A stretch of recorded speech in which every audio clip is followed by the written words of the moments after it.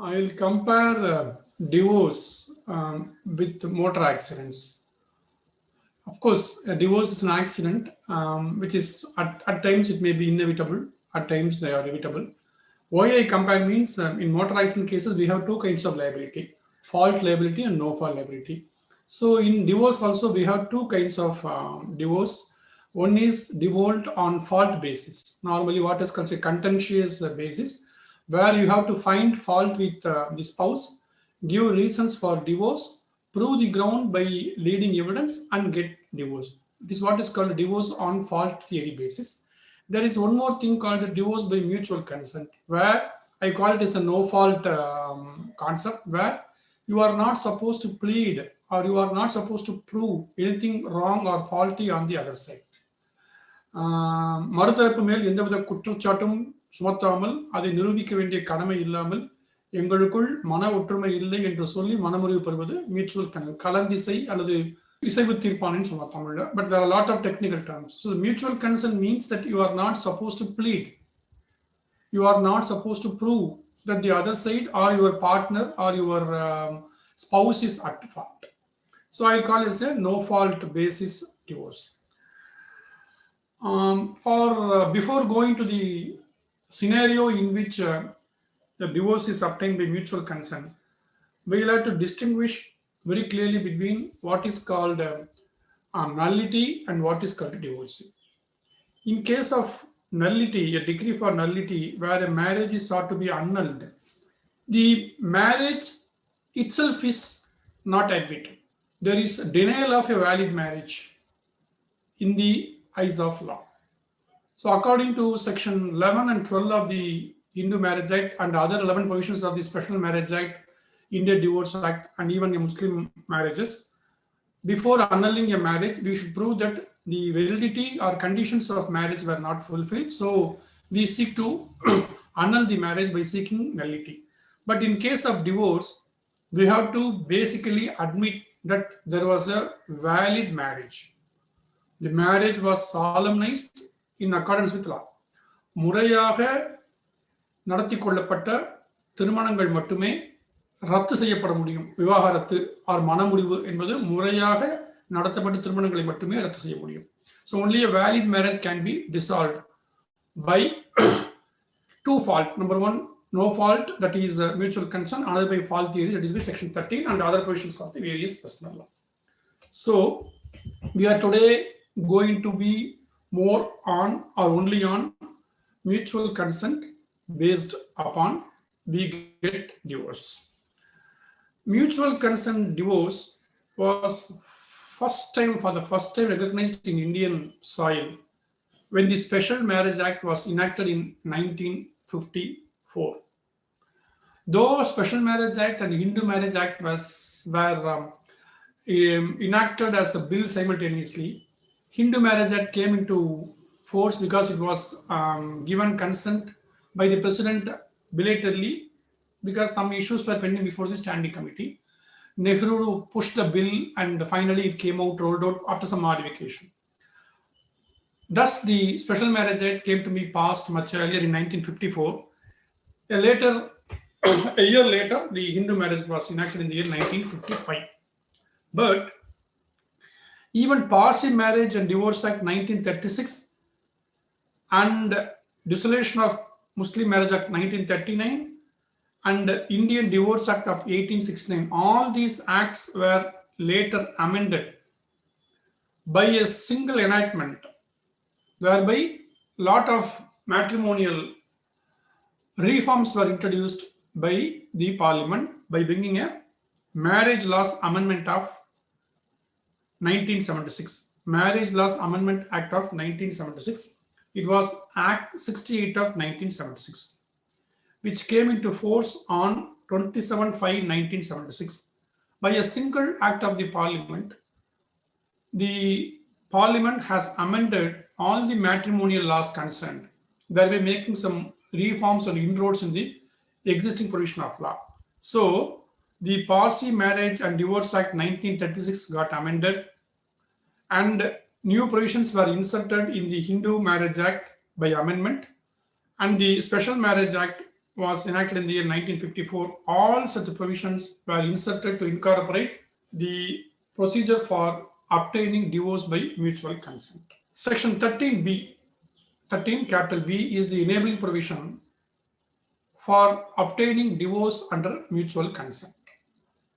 That section was incorporated in the Hindu Marriage Act only in the year 1976, as I said already, by amending the Marriage Laws Amendment Act 1976. So if I read section 13B, you will understand that almost all provisions of similar enactment are almost identical. 13B has got two clauses, subclass 1 and subclass 2.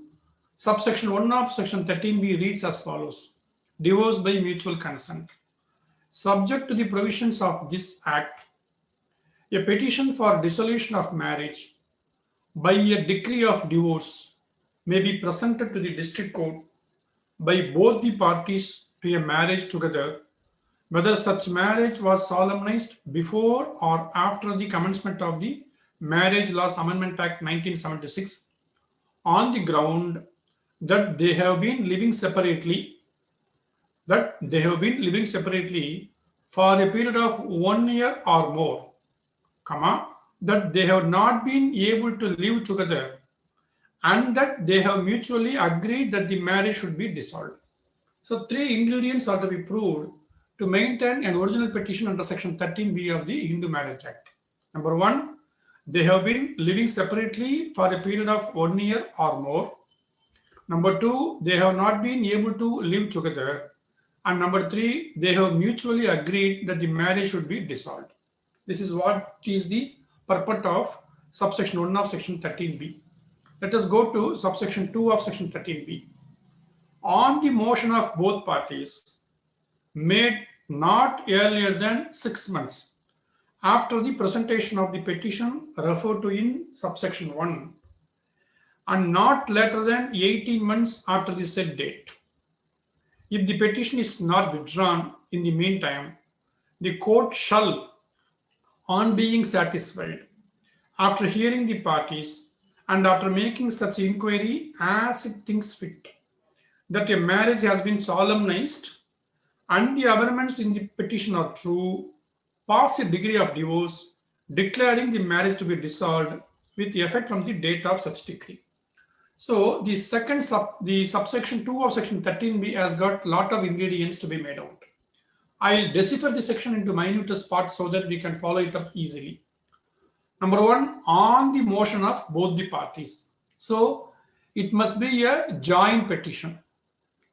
Not earlier than 6 months after the date of presentation of the petition. So the Act contemplates a cooling period of minimum 6 months waiting period from the date of presentation till the date of first hearing, when the matter is to be inquired. So on the motion of both the parties, made not earlier than 6 months after the date of presentation of the petition referred to in subsection 1, and not later than 18 months after the said date. So the first condition is, after the presentation of the original petition in the court concerned, 6 months both the parties have to necessarily wait, and the waiting period, or what is called a cooling off period, should not exceed 18 months. So ஒரு கலந்திசை திருமண உறவு ரத்துக்கான மனுவை தாக்கல் செய்த 6 மாதங்களுக்கு பிறகு 18 மாதங்களுக்கு உட்பட்டு இந்த இடைப்பட்ட காலத்தில் that matter should be taken up for first hearing or disposal. That is what is the purport of subsection 2 of section 13B. On the motion of both the parties, made not earlier than 6 months after the date of presentation of the petition referred to in subsection 1, and not later than 18 months after the said date, if the petition is not withdrawn in the meantime. So the option is given to either of the parties to withdraw the consent or withdraw the petition. If the petition is not withdrawn in the meantime, that is from the date of presentation till the expiry of the 18th month, the court shall, the word is shall, it is not may. So it is not left to the discretion of the court to grant the decree of divorce if the following ingredients are made out. The court shall, first is on being satisfied. On being satisfied of what? After hearing the parties and after making such inquiry as it thinks fit, that a marriage has been solemnized. So, before deciding to allow the petition, by granting a decree for divorce under mutual consent, the court should satisfy by making inquiry or after hearing both parties that a marriage has been solemnized. Here, marriage means valid marriage, been solemnized, and that the averments in the petition are true. There must be some averment in the petition stating that they have been not living together and they have been incompatible. It is no more possible for us to live together. Such are the averments the parties will make. So the averments in the petition are true. Then the court shall pass a decree of divorce, declaring the marriage to be dissolved. So the subsection 2 of section 13b is very important.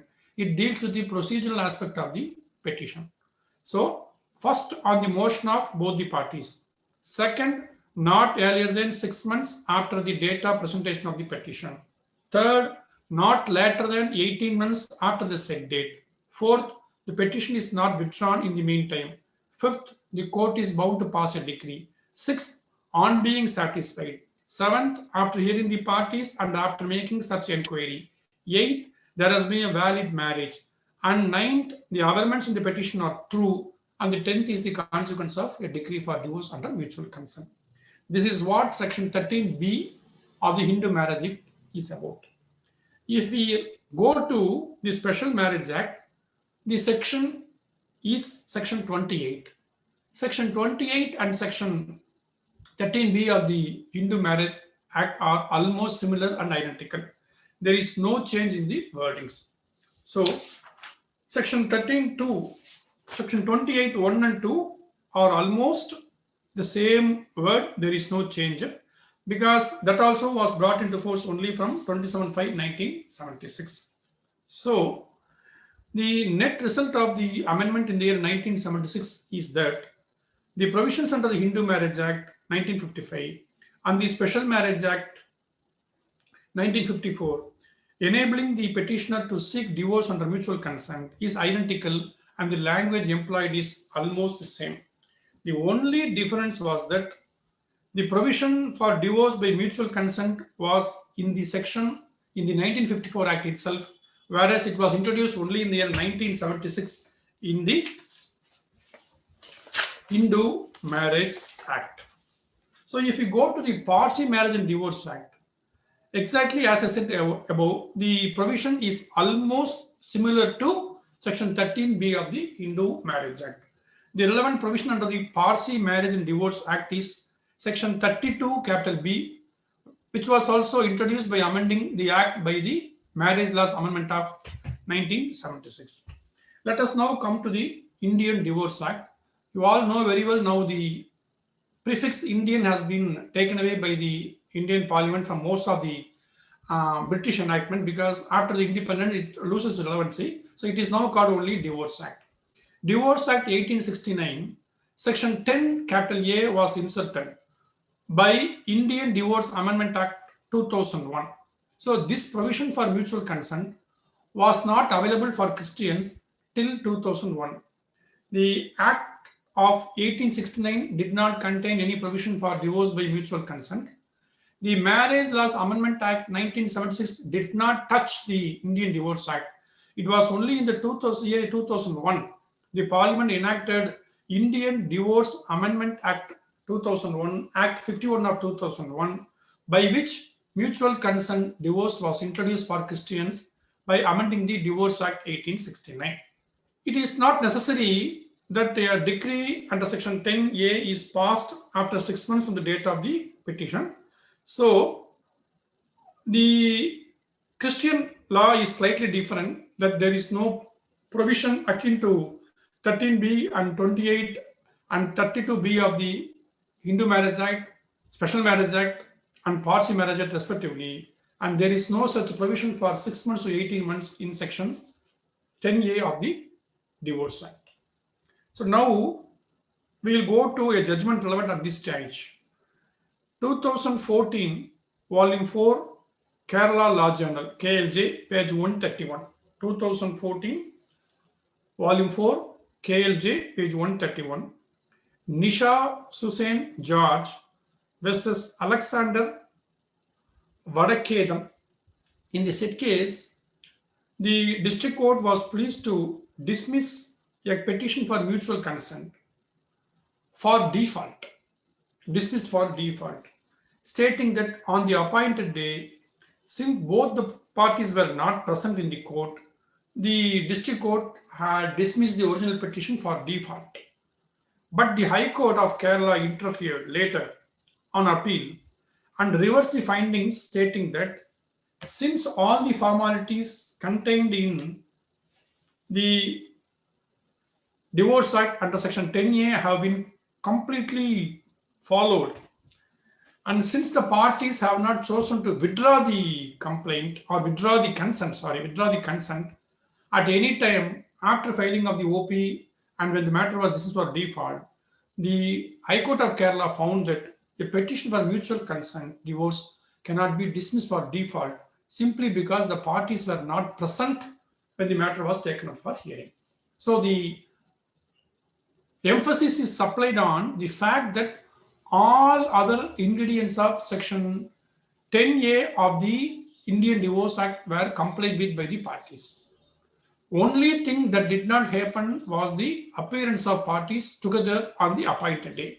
So, according to Kerala High Court, a petition for divorce under mutual consent cannot be dismissed for default simply for the reason that the parties did not appear on the appointed day.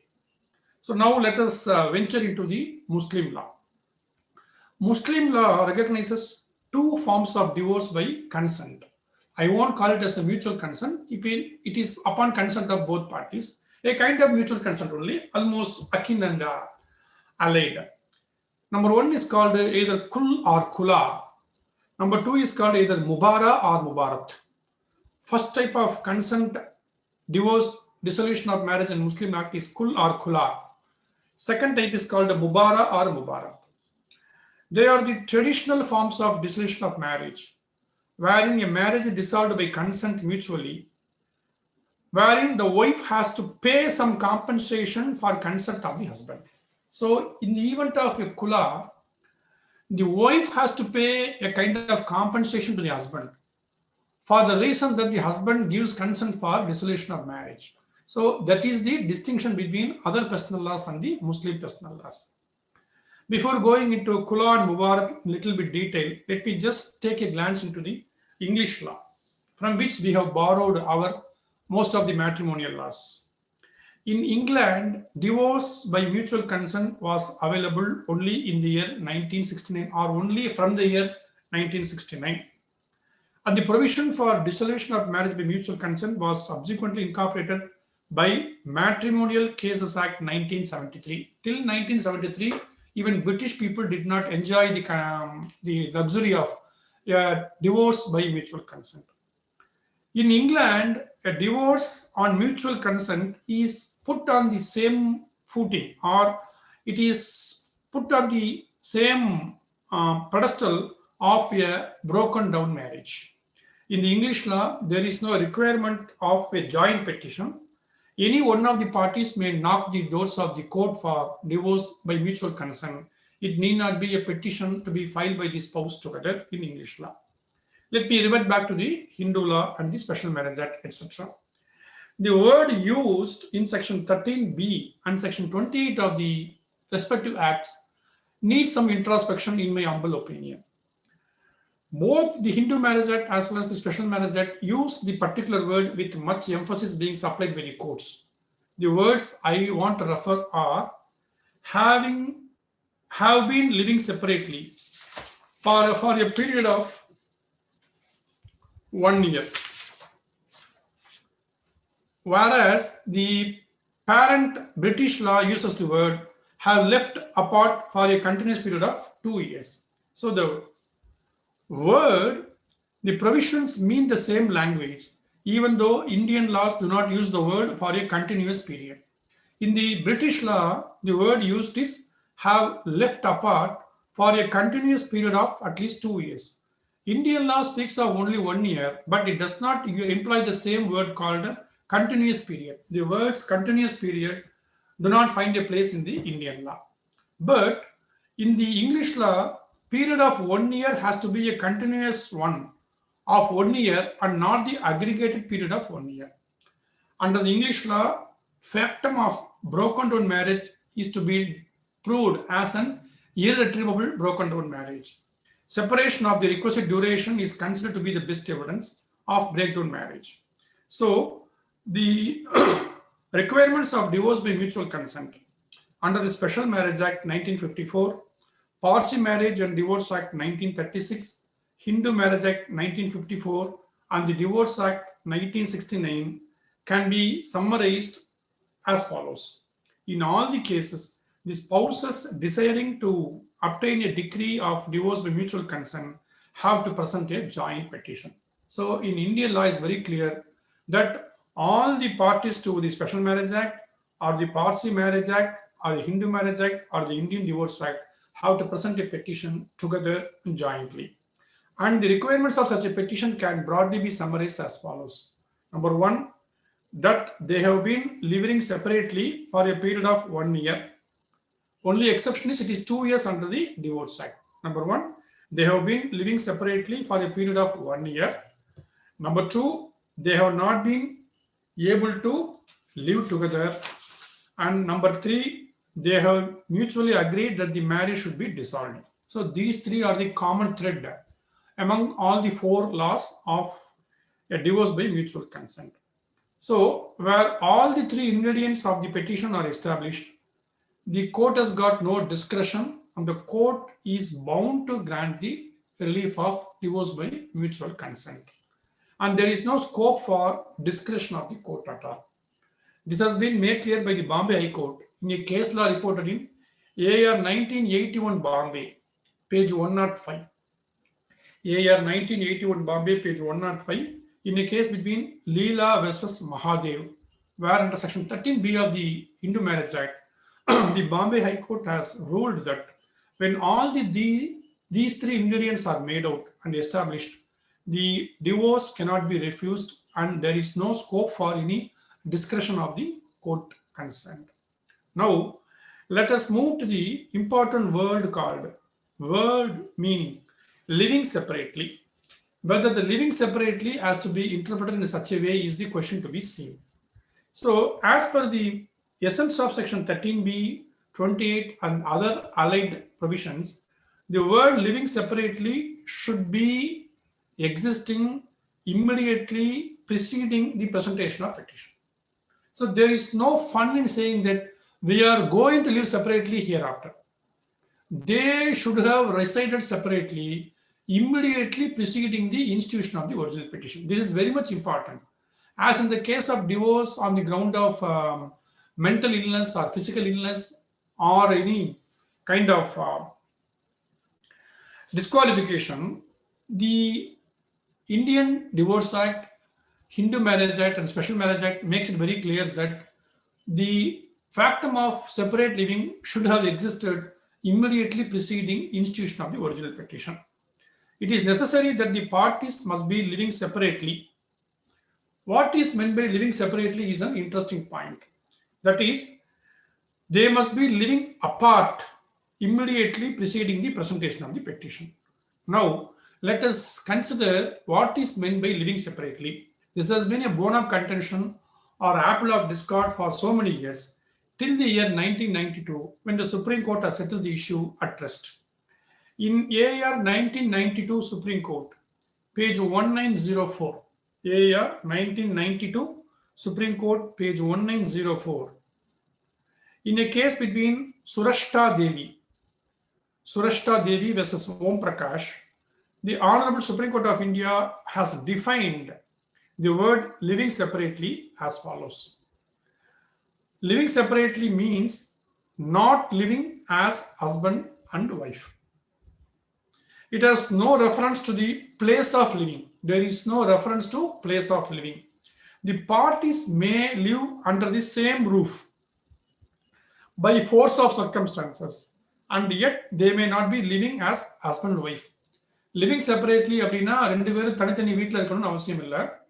ஒரே வீட்ல ஒரே கூரையின் கீழ் ஒரே ரூம்ல கூட தனித்தனியா இருக்கலாம்.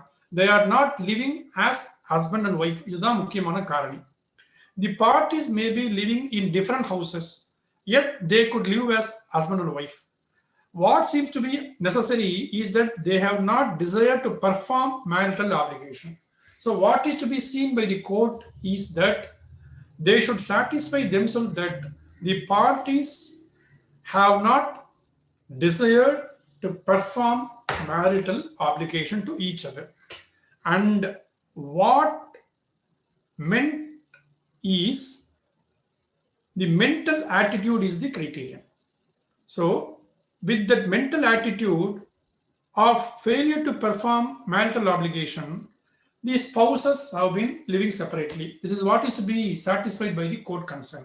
I repeat once again, the parties may be living in different houses, yet they could live as husband and wife.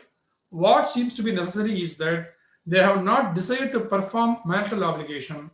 And with that mental attitude, they have been living separately for a period of 1 year immediately preceding the presentation of the petition. This is what is held by the Supreme Court. Once again, the Supreme Court said the expression have been living separately occurring in section 13b of the Hindu Marriage Act does not mean living separately under two roofs and living separately and apart. The expression employed in section 13b means not living together as husband and wife. This is very important. There is one more case law of the Gujarat High Court. It's very interesting to define what is called living separately. It is Kirtibai Giridhari Patel. Kirtibai Giridhari Patel versus Prafulla Ben Kirtilal Patel. Kirtilal Giridhari Patel versus Prafulla Ben Kirtilal Patel, reported in AIR 1993 Gujarat 111. AIR 1993 Gujarat 111, where the Gujarat High Court has interpreted the section under the light of the judgment of the Supreme Court in the said case. Now, the next thing to be seen is whether physical separation is contemplated by section 13b or not. The typical case of physical separation is where both the spouses have established separate households at two different places, but it might happen that parties might not be living under the separate roofs, yet they might be living separately if they have established households. It is called what is called a household. The word household essentially refers to people living together by a particular kind of tie, and if the tie is broken, only the roof remains. I repeat, the word household essentially refers to people living together by a particular kind of a tie, and if the tie is broken, only the roof remains. Thus, where spouses are living under the same roof, what is the test to be followed? ஒரு மனோடு மனைவியும் ஒரே வீட்டிலேயே ஆனால் தனித்தனியா மனத்தால் பிரிந்து வாழ்வாள் அப்படின்னு சொன்னாங்கன்னா அதுக்கான கிரைட்டீரியன் என்ன, அதை ப்ரூவ் பண்றதுக்கான காரணிகள் என்ன என்று கேட்டால், it is said that where the spouses are living under the same roof, the test whether they are or are not living in separate household is twofold. இந்த ரெண்டு டெஸ்ட்டை வச்சு அவங்க ஒன்றாக வாழ்ந்தாலும் பிரிந்தே வாழ்கிறார்கள் என்பதை புரிந்து கொள்ள முடியும் கோர்ட்ல. ஒன்று, whether one party continues to provide matrimonial service to other. இந்த இரண்டு நபரில் ஒருவர் தனது துணைக்கு இந்த மேட்ரிமோனியல் சர்வீஸ் எனப்படும் ஆப்ளிகேஷனை பெர்ஃபார்ம் பண்றாராங்கிறதா first test. The first test is whether one party continues to provide matrimonial services to other party. Number two, whether there is sharing of domestic life. ரொம்ப அழகான வார்த்தை, whether the domestic life is shared by or not.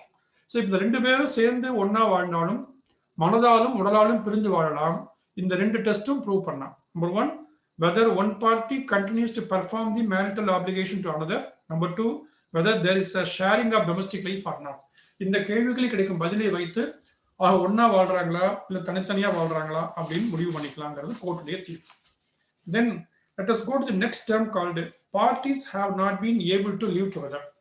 அவர்களால் இனிமேலும் சேர்ந்து வாழ முடியாத சூழ்நிலை ஏற்பட்டு விட்டது. This is very important.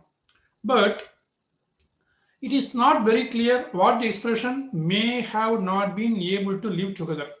ஏன்னா ரெண்டு பேரும் ஒரு வருடமாக சேர்ந்து வாழவில்லை என்றால் தான் பெட்டிஷனை ஃபைல் பண்ண முடியும்னு ஏற்கனவே சொல்லிட்டோம்.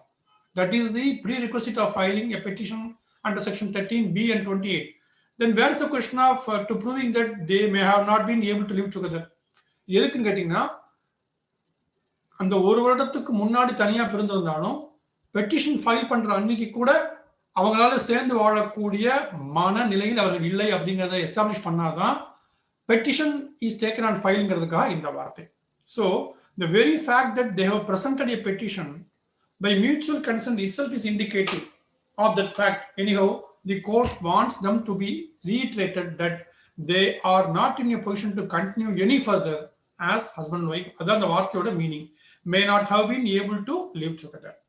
Then, very important question is 1 year's living separately. இது எந்த அளவுக்கு முக்கியம்? The requirement is that the party should have been living separately for 1 year or more immediately preceding the presentation of the petition. When does the separation or when does the period of separation taken to have started? அது petition file பண்றதுக்கு ஒரு வருஷத்துக்கு முன்னாடி இருந்து அவங்க பிரிஞ்சு வாழ்ந்துருக்கணுங்கிறது தான் section 13b உடைய பேசிக் கான்செப்ட். இந்த ஒரு வருடத்துக்கு முன்னாள் அப்படிங்கிறத இந்த பீரியடுடைய commencement of point of commencement என்னன்னு பார்த்தீங்கன்னா, will it be reckoned from the day the parties separated themselves? Will it be reckoned from the date on which the parties separate themselves? இதுக்கு வந்து ஒரு ஃபேமஸ் கேஸ்ல வந்து மத்திய பிரதேஷ் ஹைகோர்ட் ஜட்ஜ்மெண்ட் இருக்கு. ரொம்ப ஒரு அழகான ஒரு தெளிவான தீர்ப்பு. AR 2005 Madhya Pradesh page 203. AIR 2005 Madhya Pradesh page 203 between Rupali Singh versus nil. Mutual consent இல்லையா, அதனால அதர்ஸ் நில் தான் வரும், nil. So in that case the court has held that the day on which separation has taken place should be excluded, and from next day onwards the separation starts. This is what the interpretation given by the Madhya Pradesh High Court. Then I got some more case law under this aspect.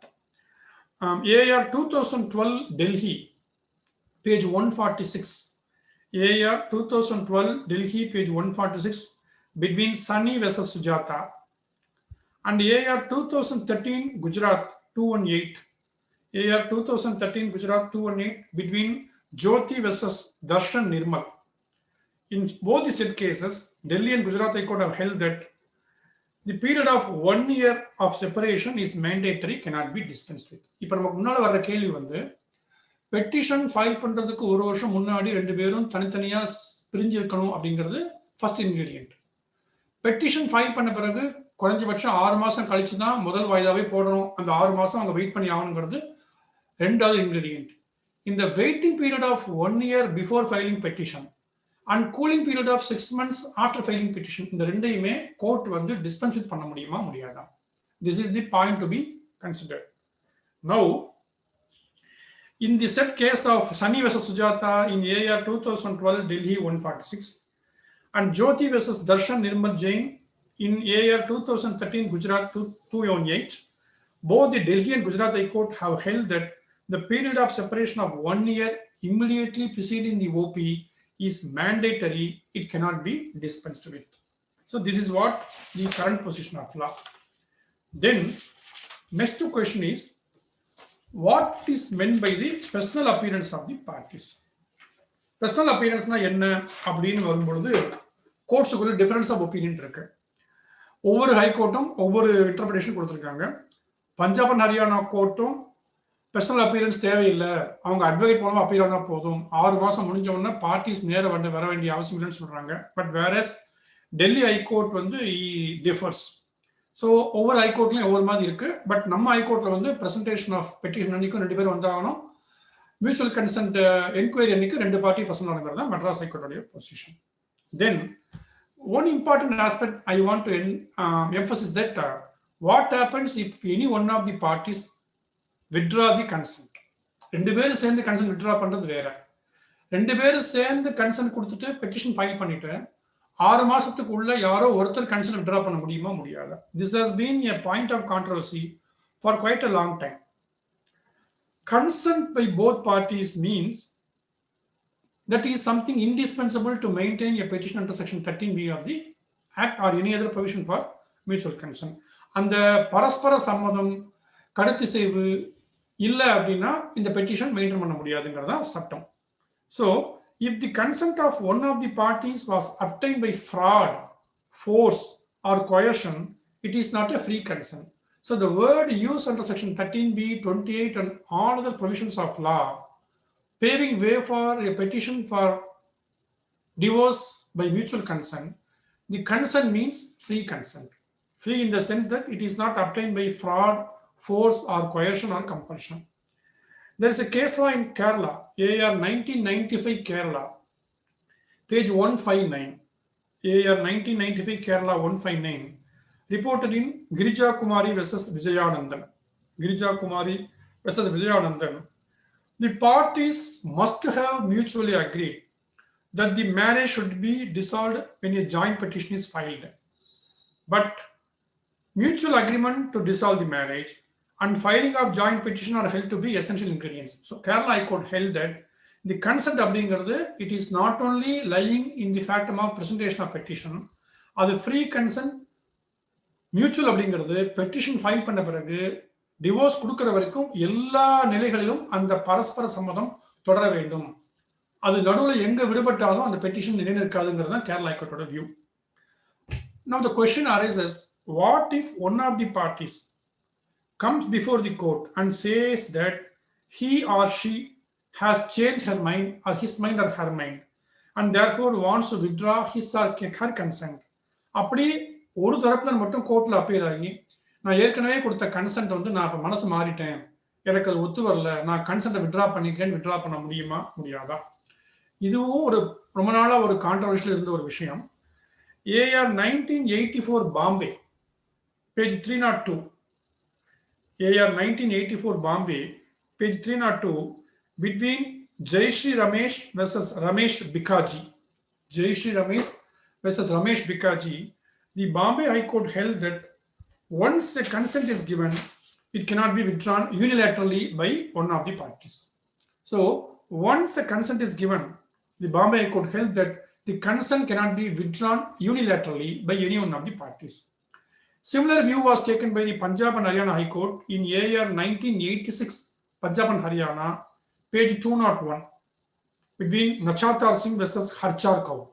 AR 1986, Punjab and Haryana, 201, Nachatar Singh versus Harchar Kaur. The Punjab High Court held that such a consent cannot be withdrawn unilaterally by any one of the parties. ஆனா Rajasthan High Court வந்து அது contra view எடுக்கிறாங்க. AR 1986, Rajasthan 128. Santosh Kumari versus Virendra Kumar. Santosh Kumari versus Virendra Kumar, AR 1986, Rajasthan 128, where the Rajasthan High Court has found that either party may withdraw the consent unilaterally till the expiry of the 18th month of the petition. Petition file பண்ணதிலிருந்து 18 மாதங்கள் முடிவதற்கு முன்பாக எப்போது வேண்டுமானாலும் யார் ஒருவராவது தான் கொடுத்த அந்த பரஸ்பர சம்மதத்தை திரும்ப பெற்றுக் கொள்ளலாம் அப்படிங்கிறது ராஜஸ்தான் ஹைகோர்ட்டுடைய கேஸ். இதே வியூவை தான் கேரளா ஹைகோர்ட்டும் கர்நாடகா ஹைகோர்ட்டும் எடுத்திருக்காங்க. The same view that it can be withdrawn before the expiry of 18th month is reiterated and confirmed by the Kerala High Court and Karnataka High Court. Ultimately, the matter has been referred to the Supreme Court in some other matter. ஏற்கனவே சொன்ன அதே case தான், சுரேஷ்டா தேவி versus Om Prakash, AR 1992 Supreme Court 1904, equivalent to 1991 Volume 2 Supreme Court Cases, page 25. Sureshta Devi versus Om Prakash, AR 1992 Supreme Court 1904, equivalent to 1991 2 SCC, page 25, where the Honorable Supreme Court has held that the consent once given cannot be unilaterally withdrawn. Now, there is a small contra judgment also in Supreme Court. So, what happens? There is a reconciliation in the meantime. என்ன சொல்றாங்கன்னா, எப்படி reconciliation வந்து மியூச்சுவலாக தான் சாத்தியமோ, எப்படி reconciliation ஒரு பக்கம் மட்டும் நடக்க முடியாதோ, அதே மாதிரி கன்செப்ட்ங்கிறது மியூச்சுவலாக இருக்கணும். இட் கேனாட் பி வித்ட்ரான் யூனிலேட்டரல்ங்கிறது logic. According to me, this aspect need be introspected. For example, there are some cases where I have heard that இப்போ லேட்டஸ்ட் ட்ரெண்ட் அப்படின்னா, ஹஸ்பண்ட் ஒய்ஃபுக்குள்ள மேட்ரிமோனியல் டிஸ்பியூட் வந்ததுன்னா போலீஸ் ஸ்டேஷனில் போய் ஒரு ஒய்ஃப் கம்ப்ளைண்ட் கொடுத்தாங்க அப்படின்னா, what kind of ஒரு settlement is going on அப்படின்னா இதுக்கு நம்ம மாதிரி வழக்கறிஞர்கள் உடந்தை தான்.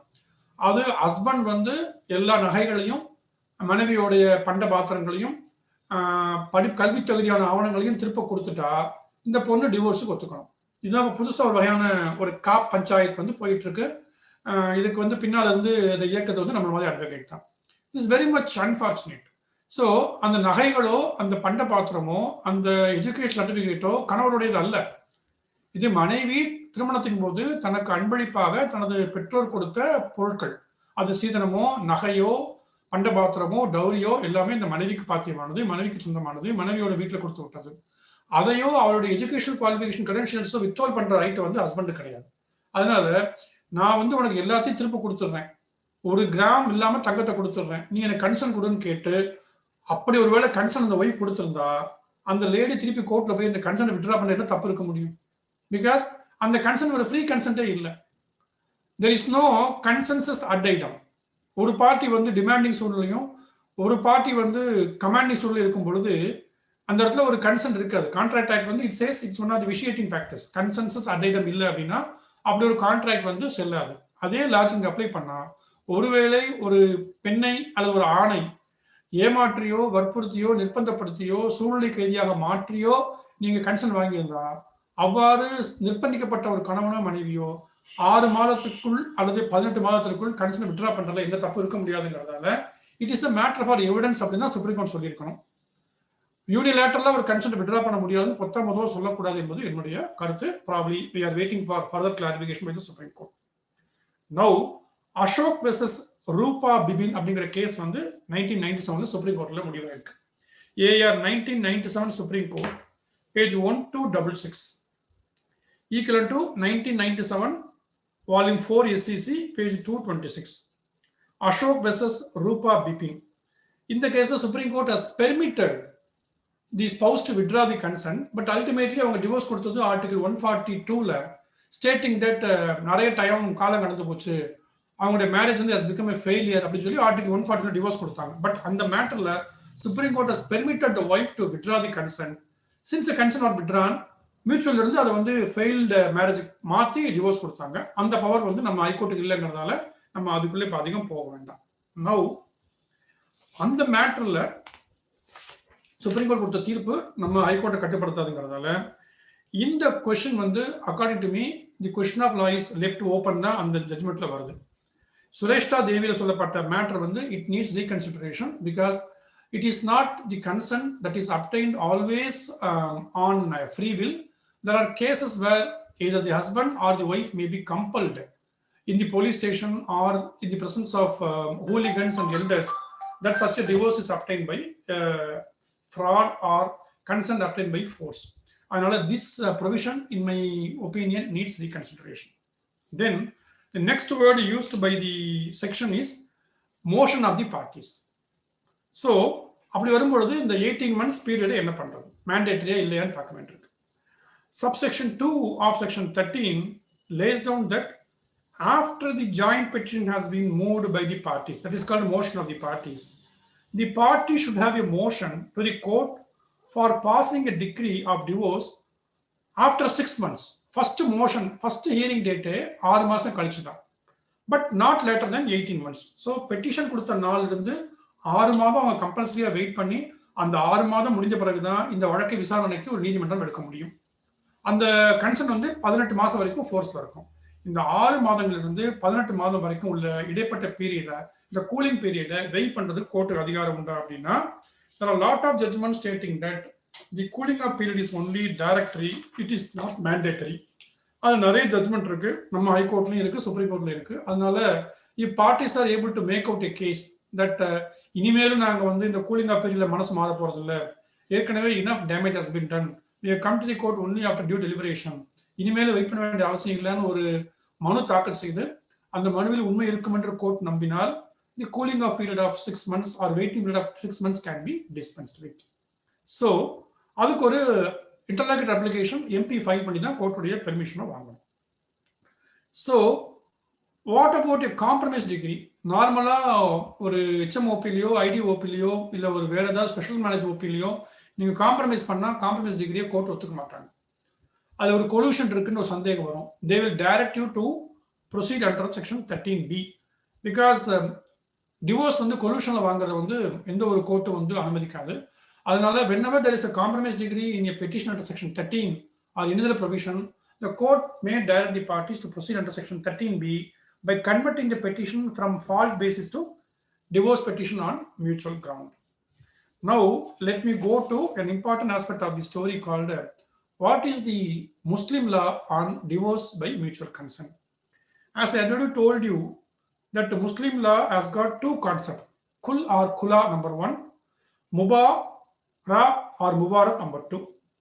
These are the two forms of divorce by mutual consent under the Muslim law, but in either form, the wife has to part away with her dower or meher or part of it or some other property in consideration of obtaining the consent of the husband. குலா அப்படிங்கிற முறைப்படியோ அல்லது முபாராங்கிற முறைப்படியோ ஒரு இஸ்லாமிய பெண் பரஸ்பர சம்மதத்தின் அடிப்படையில் மனமுறிவு கேட்குறாங்க அப்படின்னா ஒரு முக்கியமான கண்டிஷன் வந்து தான் பெற்ற மகர் அல்லது டவர் என்ற அந்த என்ன சொல்றது வரதட்சணை தான் சொல்லணும். அந்த தொகையை முழுவதுமாகவோ இல்லை அதில் பாதி தொகையோ அல்லது வேறு ஏதாவது சொத்தையோ தொகையோ அந்த கணவனுக்கு கன்சிடரேஷனாக கொடுத்து தான் கன்சென்ட் வாங்க முடியும். தன்னுடைய மேரேஜை வந்து டிசால்வ் பண்றதுக்கு அந்த ஹஸ்பண்ட் கொடுக்குற கன்சென்ட்டுக்கு ஒரு கன்சிடரேஷன் கொடுத்தாகணும். இல்லைன்னா there is no kula or there is no mubar. So I want to rely upon one English law on this aspect. 1861 Moore's Indian Appeal, MIA 1861 Moore's Indian Appeal, page 379. In a case law between Bazul ul Rahim versus Luti Fatunisha, Bazul ul Rahim versus Luti Fatunisha, 1861 Moore's Indian Appeal, page 379. The Privy Council held that a divorce by kula is divorce with consent at the instant of the wife, in which she comes or agrees to give a consideration to the husband for her release from the marriage tie. In such a case, I repeat the verbatim words used by the Privy Council. In such a case, the terms of bargain are a matter of arrangement between the husband and wife, and the wife may, as the consideration, release her dower or meher and other rights, or make any other agreement for the benefit of the husband. In short, kula form of divorce is one where a wife make a proposal for divorce either because of her dislike or her husband or for any other reason to her husband in consideration of having agreed to forego her dower or give some property. So kula அல்லது குல் மேரேஜ்ல ஒரு இஸ்லாமிய பெண் விவாகரத்து கோரணும் அப்படின்னா தன்னுடைய கணவருடைய இசைவை பெறுவதற்காக அவர் தான் பெற்ற மகர் அல்லது டவர் தொகையை முழுவதுமாகவோ பகுதியாகவோ அல்லது அதற்கு பதிலாக வேறு தொகையோ சொத்தோ கொடுக்க வேண்டிய ஒரு சூழ்நிலைக்கு ஆளாக்கப்படுகிறாள். எப்படி ஒரு கண்டிஷன் வந்து முஸ்லீம் லா வந்து ரெகனைஸ் பண்ணுது. அதனால கணவனின் இசைவை பெறுவதற்காக சம்மதத்தை பெறுவதற்காக மனைவி தான் பெற்ற டவர் தொகையை திரும்ப கொடுக்க வேண்டும்ங்கிற கண்டிஷன்ல தான் குலா அப்படிங்கிற டிவோர்ஸ் பை மியூச்சுவல் கன்சென்ட் ஒரு இஸ்லாமிய பெண்ணால் பெற முடியும். குலா அப்படிங்கிற இந்த ஒரு இசைவு தீர்ப்பாணை வந்து ஃபாசிட் அல்லது இர்ரெகுலர் முஸ்லீம் லாவுக்கு பொருந்தாதுங்கிறது ஒரு சிறப்பான ஒரு தனி செய்தி. ஃபாசிட் மேரேஜ்ங்கிறது இர்ரெகுலர் மேரேஜ். அந்த மேரேஜ் வந்து குலாவே தேவையில்லை. a wife can walk away from the marriage at any point, so also the husband. இது குலா. முபாராவுக்கும் குலாவுக்கும் என்ன வித்தியாசம் கேட்டா, in the mubara form of divorce by mutual consent under the Muslim law, the outstanding feature is that both the parties, husband and wife, desire divorce or the application among them is mutual. ரெண்டு பேரும் சேர்ந்து தான் கோர்ட்டுக்கு வராங்க. குலால வந்து Muslim wife wants to be dissolved from the marriage, so she approaches the husband for consent and husband gives consent. அதுக்கு ஒரு கன்சிடரேஷனா பிரதிபலனா wife வந்து டவரையோ மகரையோ கொடுக்குறாங்க. ஆனால் in case of mubara, the striking difference is that both the spouse come to the mubara form of dissolution of marriage mutually upon mutual consent. So the proposal to dissolve the marriage may come from or may emanate from either parties. The word mubara denotes the act of freeing or the act of liberating each other by mutual consent. I may reproduce four lines from Faizi's book on Treatise on Muslim Law. It is stated in Muslim law by Faizi that in the in the case of guise of kull or kula, the wife, I only use the words used by Faizi, it is not my words. Please bear in mind. In the guise of kul or kula, the wife begs to be released. The wife begs to be released, and the husband agrees for a certain consideration, which is usual, the part or whole of the dower or meher. In the guise of kul or kula, the wife begs to be released and the husband agrees for consent for a certain consideration, which is usually the part or whole of the dower or meher. While in Mubara, apparently both are happy at the prospect of being rid of each other. So, Mubara form of mutual consent, there is no consideration for the husband giving consent. அது மெஹரையோ டவரையோ திருப்பி துறாம எந்த கொடுக்காம எந்த ப்ராப்பர்ட்டியும் தொகையும் கொடுக்காம அந்த கன்சென்ட்டை ஃப்ரீயா வாங்கிக்கிறது தான் வந்து முபாரா. ஸோ முபாரா is almost akin to our normal mutual consent either by Hindus or by Christians or by Special Marriage Act. Now, let me go to an important aspect of mutual consent vis-a-vis consent on the ground of irretrievable no control marriage. நான் இன்னைக்கு வந்து ஒரு சின்ன ஒரு tip of the ice தான் சொல்ல போறேன் because இது வந்து ஒரு தனி செஷனுக்கே தேவைப்படும். Now the courts are introspecting. I just want to cite one case. AR 2010 Kerala, page 154. AR 2010 Kerala, page 154, equivalent to 2010 volume 2 Kerala Law Times, KLT, page 459. Between M. Krishna Preeta versus Dr. Jayan, Jayan. M. Krishna Preeta versus Dr. Jayan, it was held by the Kerala High Court that no court in India other than the Supreme Court can waive the statutory period of divorce by mutual consent, which under Article 142 of the Constitution of India can enact. So, according to the latest law, only the Supreme Court has got power to grant divorce under Article 142 in any of the grounds available other than the personal law. Now, I just want to glance four important case laws recently before finishing off this session. Number one, what is the binding nature of the consent? And what is the binding nature of the terms and conditions of the consent obtained? It is reported in a case law between S. Rohini versus Rajvel Mohan. S. Rohini versus Rajvel Mohan. Between S. Rohini and Rajvel Mohan, reported in 2018, volume 4, CTC, page 772, division bench. It's a family court, the appeal lies to the division bench. It is only division bench. 2018, 4 CTC, page 772, division bench. S. Rohini versus M. Rajvel Mohan, where the Madras High Court, sitting in the division bench, has detailed introspection of what is the binding nature of consent and what is the binding nature of the terms and conditions. Please go through when you are free. Second judgment, only the Supreme Court can waive the statutory period of waiting and no other court. That is there in 2018, volume 1 MLJ, page 506, Supreme Court. Supreme Court itself says that except my court, no other high court is competent to waive the statutory waiting period. I don't mean the cooling period, waiting period. That is Amardeep Singh versus Harvind Kaur. Amardeep Singh versus Harvind Kaur. 2018, volume 1 MLJ, Supreme Court, page 506, Amardeep Singh versus Harvind Kaur. The third judgment I want to rely upon is whether waiting period of 6 months, that is cooling period of 6 months, can be waived on application. That is 6 months immediately after the presentation of the petition. It is decided by the Madras High Court in 2016, volume 3 Madras Weekly Notes Civil, page 44. 2016, volume 3 Madras Weekly Notes Civil, page 44. Senthil Raj versus Vaishali Vanniyarajan. Senthil Raj versus Vaishali Vanya Rajan. 2016, 3 Madras High Court Civil, page 44. The Madras High Court say yes, subject to some conditions to be fulfilled. And once again, I want to reiterate that broken down marriage or irretrievably broken down marriage is not a ground of divorce before the district court or subcourts or even the high court.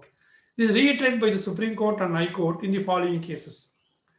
2021, Volume 1 CTC, page 19, Division Bench.